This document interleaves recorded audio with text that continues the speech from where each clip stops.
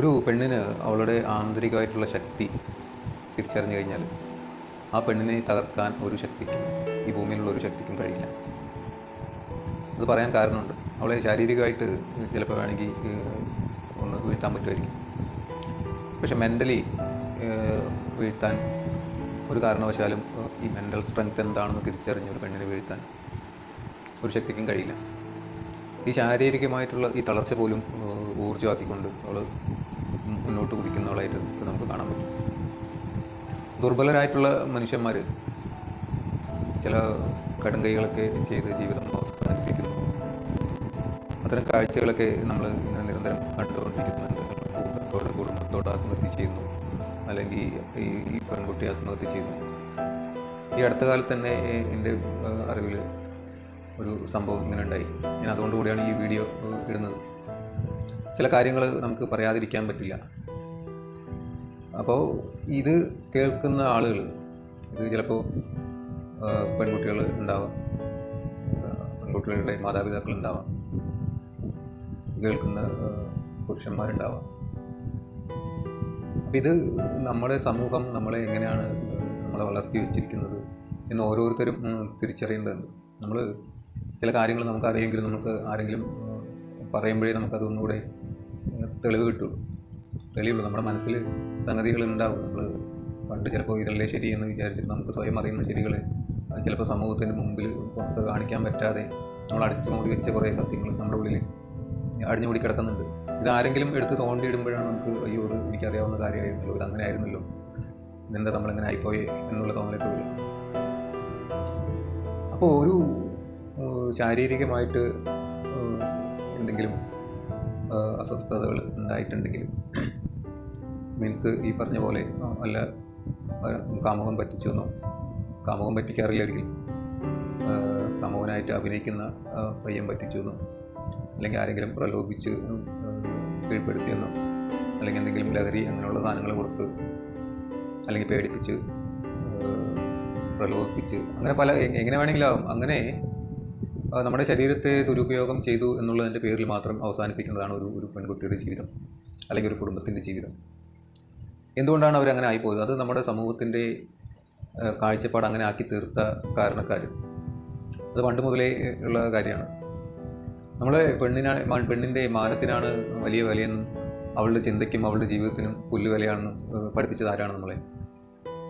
നമ്മുടെ സമൂഹം നമ്മളങ്ങനെയല്ലേ വളർത്തിയിട്ടുള്ളത്. മാനം പോയി കഴിഞ്ഞാൽ എല്ലാം പോയി, കുടുംബത്തിൻ്റെ സകലതും നഷ്ടപ്പെട്ടു എന്നുള്ള തരത്തിലല്ലേ നമ്മളെ പറഞ്ഞു പഠിപ്പിച്ചിട്ടുള്ളത്. ആ കുട്ടിക്ക് അല്ലെങ്കിൽ ആ ഒരു പെണ്ണിന് അവളുടെ ചിന്തകൾ എത്രത്തോളം വലുതായിരുന്നു, അല്ലെങ്കിൽ അവളുടെ ആഗ്രഹങ്ങൾ എത്രത്തോളം വലുതായിരുന്നു, അവളുടെ ഉള്ളിലുള്ള ലോകം എത്രത്തോളം വിശാലമായിരുന്നു എന്നുള്ളതിനെക്കുറിച്ചൊന്നും ഈ സമൂഹത്തിനോ ഈ ലോകത്തിനോ ഒരു വേവലാതിയില്ല, ഒരു ടെൻഷനും ഇല്ല. അപ്പോൾ അവൾ അങ്ങനെ ഒരു ട്രാപ്പിൽ പോയി പെട്ടു എന്നുള്ളതുകൊണ്ട് മാത്രം അവളെ കുറ്റപ്പെടുത്തുകയും അവളുടെ ജീവിതം തന്നെ ഇല്ലാതാക്കുകയും ചെയ്യുന്ന കാഴ്ചകളാണ് നമ്മൾ നിരന്തരം കാണുന്നത്. അത് വളരെ വേദനിപ്പിക്കുന്നതാണ്. ആത്മാർത്ഥമായിട്ട് ഈ സമൂഹത്തെ നോക്കിക്കാണുന്ന ആർക്കും അത് വേദന ഉണ്ടാകും. അല്ലെങ്കിൽ അത് നന്നായി എന്ന് പറയുന്ന ചില കൂട്ടുകാരുണ്ട്. അവരുടെ മനസ്സിലിരിപ്പ് അത് ഈ കപട സദാചാരവാദികളാണ് അങ്ങനെ പറയാം. നമ്മുടെ നാട്ടിലിപ്പോൾ അങ്ങനെ കുറേ ജനസ് ഇറങ്ങിയിട്ടുണ്ടല്ലോ, പാരമ്പര്യവാദികളും അങ്ങനെയൊക്കെ പറയുന്ന കുറേ ജനസുകൾ. അപ്പോൾ ഇവരൊന്നും തിരുത്താൻ നമുക്ക് പറ്റില്ല. പക്ഷേ കുട്ടികളുടെ അമ്മമാരെ, അച്ഛന്മാരെ, നിങ്ങൾ മാറണം. ഇത് കുട്ടികളാകുമ്പോൾ പ്രായപൂർത്തിയായി കഴിഞ്ഞാൽ ആസക്തികളുണ്ടാവും. സ്വാഭാവികമായിട്ട് പ്രകൃതി നമുക്ക് തരുന്നതാണ്.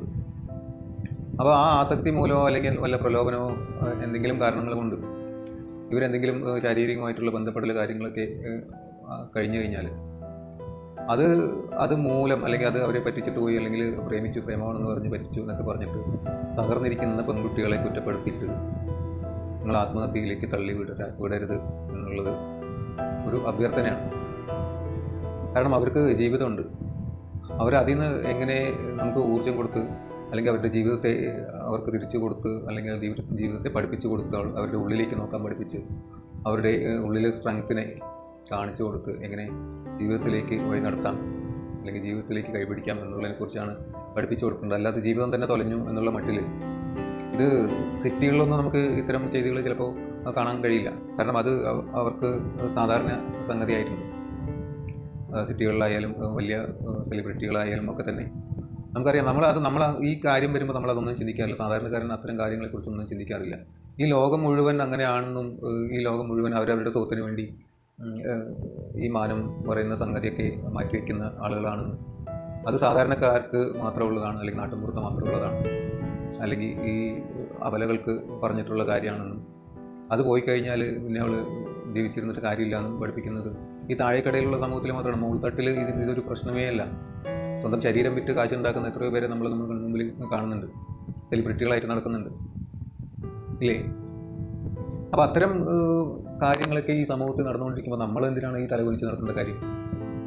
നമ്മൾ തുറച്ചൊന്ന് നോക്കിക്കഴിഞ്ഞാൽ, പെൺകുട്ടികൾ നിങ്ങളുടെ കാര്യമാണ് പറഞ്ഞത്, നിങ്ങൾ തുറച്ചൊന്ന് നോക്കിക്കഴിഞ്ഞാൽ താന്നു പോകുന്ന തലകളേ ഉള്ളൂ ചുറ്റും. കാരണം എല്ലാവരും തെറ്റുകാരാണ്. തെറ്റ് ചെയ്യാത്തവരായിട്ട് ആരും നിങ്ങളെ കുറ്റപ്പെടുത്തില്ല. നിങ്ങളെ കുറ്റപ്പെടുത്തുന്ന ആരും മാന്യന്മാരല്ല. മാന്യന്മാർക്ക് നിങ്ങളെ കുറ്റപ്പെടുത്താൻ കഴിയില്ല. കാരണം വാസ്തവം തിരിച്ചറിയാൻ അവർക്ക് ഇത് നമ്മുടെ പ്രകൃതിയാലുള്ള പല മാറ്റങ്ങളും നമ്മുടെ ശരീരത്തിലും മനസ്സിലും എല്ലാം വരും. അപ്പോൾ അതൊക്കെ നമ്മൾ കടന്ന് വേണം ജീവിതത്തിലേക്ക്, അടുത്ത സ്റ്റെപ്പിലേക്ക് നമ്മൾ മുന്നോട്ട് പോകാൻ. അപ്പോൾ ആ ഘട്ടം വരുമ്പോൾ തകർന്നു പോകുന്ന ജീവിതങ്ങളായിരിക്കരുത് നമ്മൾ. മനസ്സിലാവുന്നുണ്ടോ? അത് കടന്നു പോകേണ്ട കാര്യങ്ങളാണ്. നമുക്കതൊരു തടസ്സമായിട്ട് ജീവിതത്തിൽ മാറരുത്. നമ്മൾ പ്രേമിക്കുന്നെങ്കിൽ എല്ലാവർക്കും കൂടെ ഉള്ളതാണ് ഇത്. പെൺകുട്ടികൾക്ക് മാത്രമല്ല, ആൺകുട്ടികൾക്കും എടുക്കാവുന്നൊരു അഡ്വൈസാണ്. ഇതൊക്കെ സ്വന്തം അനുഭവത്തിൽ നിന്നും കൂടെ പറയണതാണ് കേട്ടോ. നിങ്ങൾ പ്രേമിക്കുന്നെങ്കിൽ പരാജയപ്പെടും എന്ന് വിചാരിച്ച് തന്നെ പ്രേമിക്കുക. നാളെ ഇവൾ ചീറ്റ് ചെയ്യും, അല്ലെങ്കിൽ ഇവൻ നമ്മളെ പറ്റിക്കാൻ സാധ്യതയുണ്ട് എന്ന് വിശ്വസിച്ചുകൊണ്ട് തന്നെ നിങ്ങൾ ആ പ്രേമം ആസ്വദിക്കാൻ പഠിക്കുക. ഇപ്പോൾ വേണമെങ്കിലും നമുക്ക് അടി കിട്ടാൻ പറ്റും, അടി കിട്ടും, നമ്മുടെ മനസ്സ് വേദനിക്കും എന്ന് തിരിച്ചറിഞ്ഞ് പ്രേമിക്കുമ്പോൾ അങ്ങനെ പ്രേമിക്കാൻ പറ്റില്ല, അത് പ്രേമമൊന്നുമില്ല എന്നൊക്കെ ചില ആളുകൾ പറയും. അത് നമുക്ക് അങ്ങനെയൊന്നും ചിന്തിക്കാതെ പരസ്പരം പൂർണ്ണ വിശ്വാസത്തോടെ വരുന്നതാണ്. ഇത് ചിലപ്പോൾ ഒരാൾക്ക് മാത്രമേ വിശ്വാസം ഉണ്ടാവുള്ളൂ, അപ്പുറത്ത് കാണില്ല. അതുകൊണ്ടാണ് ഇങ്ങനത്തെ ഈ പറ്റുകളൊക്കെ പറ്റുന്നത്. അപ്പോൾ നമ്മൾ ഇനിയെങ്കിലും അത്തരം കാര്യങ്ങളിൽ ഏർപ്പെടുന്ന ആളുകൾ ശ്രദ്ധിക്കുക. നമ്മൾ ഏത് നിമിഷവും വഞ്ചിക്കപ്പെടാം, അല്ലെങ്കിൽ പറ്റിക്കപ്പെടാം. ഇത് പരസ്പരം രണ്ടുപേരും അങ്ങോട്ടും ഇങ്ങോട്ടും പറ്റിക്കാൻ വേണ്ടി ചെയ്യുന്ന കാര്യങ്ങളാണെങ്കിൽ, അല്ലെങ്കിൽ ടൈം പാസിന് രണ്ടുപേരും അറിഞ്ഞുകൊണ്ട് തന്നെ ചെയ്യുന്ന കാര്യങ്ങളാണെങ്കിൽ അവർക്ക് വിഷമം ഉണ്ടാവില്ല. ഇതറിയാതെ ഈ അപ്പാവികളാണ് ഇതിൽ വന്ന് പെടുക. ഇതിൽ ട്രാപ്പിലാവുന്നതും ഇവർ വല്ല ആത്മഹത്യം, ബ്ലേഡ് പ്രയോഗവും, ഈ ചെക്കന്മാരാണെങ്കിൽ ആസിഡ് പ്രയോഗം, അവർക്കത് താങ്ങാൻ പറ്റില്ല. അപ്പോൾ അത്തരം ദുർബല മനസ്സുകൾ ഇത്തരം കാര്യങ്ങളെക്കുറിച്ച് കുറച്ചുകൂടെ മുൻധാരണയോടുകൂടി കാര്യങ്ങളെ നോക്കിക്കാണാൻ പഠിച്ചു കഴിഞ്ഞാൽ നമ്മുടെ കുട്ടികൾ ഒന്നുകൂടെ ഉഷാറാവും എന്നാണ് എനിക്ക് തോന്നുന്നത്. കാരണം നമുക്ക് മുൻധാരണയില്ല. കാരണം എൻ്റെ ജീവിതം ഇവളുടെ കൂടെയാണ്, അല്ലെങ്കിൽ എൻ്റെ ജീവിതം ഇവൻ്റെ കൂടെയാണ്, ഈ ജീവിതം ഇവൻ്റെ കൂടെ ജീവിച്ച് ഈ ജീവിതം സ്വർഗ്ഗമാക്കും എന്നുള്ള ധാരണയിലൊക്കെയാണ് നമ്മൾ പ്രേമിച്ചു തുടങ്ങുക. പക്ഷെ കുറച്ച് കഴിയുമ്പോഴായിരിക്കും ഇതിൻ്റെ നെഗറ്റീവ് വശങ്ങളൊക്കെ കാണുന്നതോടുകൂടി ആരെങ്കിലും ഒരാൾ അങ്ങോട്ടും ഇങ്ങോട്ടും ആ ആൾ വലിയുന്ന ആളുടെ ഓപ്പോസിറ്റുള്ള ആൾ ഒരു സെൻസിറ്റീവ് ആണെങ്കിൽ അത് കാര്യങ്ങൾ കൂടുതൽ കോംപ്ലിക്കേറ്റഡ് ആണ്. അതാണ് പ്രശ്നം. അപ്പോൾ ഇതെല്ലാവരും തിരിച്ചറിയാം. അപ്പോൾ നാളെ അവളിട്ടിട്ട് പോകും, അല്ലെങ്കിൽ അവനിട്ടിട്ട് പോകും എന്ന തിരിച്ചറിവ് ഉള്ളിൽ വെച്ചുകൊണ്ട് തന്നെ പ്രേമിക്കുക. ആ ഇട്ടിട്ട് പോകുന്നവരെ ആസ്വദിക്കുക, പ്രേമിക്കുക. അത്രയേ ഉള്ളൂ കാര്യങ്ങൾ. അത് ജീവിതത്തിൻ്റെ ഒരു പാർട്ടായിട്ട് എടുക്കുക. അടുത്ത സ്റ്റെപ്പിലേക്ക്, അടുത്ത ലെവലിലേക്ക് നിങ്ങൾ ജീവിതം മുന്നോട്ട് കൊണ്ടുപോകാൻ നോക്കുക. നിങ്ങൾക്ക് ജീവിതം കടൽ പോലെ വിശാലമായിട്ട് കിടക്കാം. അപ്പോൾ അതുകൊണ്ട് തന്നെ നിങ്ങളുടെ ഉള്ളിലേക്ക് നോക്കാനും, നിങ്ങളുടെ ഉള്ളിൽ സ്ട്രെങ്ത്ത് തിരിച്ചറിയാനും, നിങ്ങളുടെ ഉള്ളിൽ ജീവിതത്തിൻ്റെ വിശാലത മനസ്സിലാക്കാനും തുടങ്ങി കഴിയുമ്പോൾ തന്നെ നിങ്ങൾ ചെറുതല്ലാതാവും.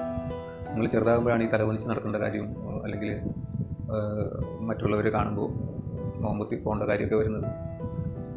അപ്പോൾ ആര് നമ്മളെ കുറ്റപ്പെടുത്തിയാലും, ആര് നമ്മളെ പരിഹസിച്ചാലും നിങ്ങളൊന്ന് നിവർന്ന് നിന്ന് ഒരു നോട്ടം കൊണ്ട് മടക്കാൻ പറ്റിയ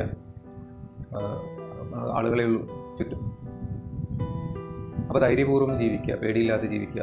ഒരു തെറ്റും തെറ്റല്ല. തെറ്റ് ചെയ്തത് നമ്മുടെ ഈ പാരമ്പര്യമായിട്ട് വന്ന് കിട്ടിയ ചില സംഗതികളായിട്ട് വന്നാണ്. അത് ആരെയും കുറ്റം പറഞ്ഞിട്ട് കാര്യമില്ല. ഇനിയുള്ള തലമുറയെങ്കിലും ഈ കാര്യങ്ങൾ മനസ്സിലാക്കിയിട്ട് മുന്നോട്ട് പോവുക. ഇതൊന്നും ആരും മനഃപൂർവ്വം ചെയ്യുന്ന കാര്യങ്ങളല്ല. ഇതൊക്കെ പ്രകൃതിയാലുള്ളതാണ്. അത് മറികടക്കാൻ നമ്മൾ പഠിക്കണം. ജീവിതം അവസാനിപ്പിക്കുക എന്നുള്ളത് അത് പ്രകൃതി തരുന്നതല്ല, അത് നമ്മുടെ സമൂഹം തരുന്നതാണ്. അപ്പോൾ അതിനൊക്കെ മറികടന്നുകൊണ്ട് ജീവിക്കാനും വലിയ ലോകമുണ്ട്. ഒരു നിമിഷം കൊണ്ട് ജീവിതം അവസാനിപ്പിക്കാൻ പറ്റും. പക്ഷേ ജീവിതം ഒരു വലിയ ലോകം നിങ്ങൾക്ക് വേണ്ടിയൊക്കെ കാത്തിരിക്കുന്നുണ്ട്. അത് ആസ്വദിക്കാനുള്ളതാണ്.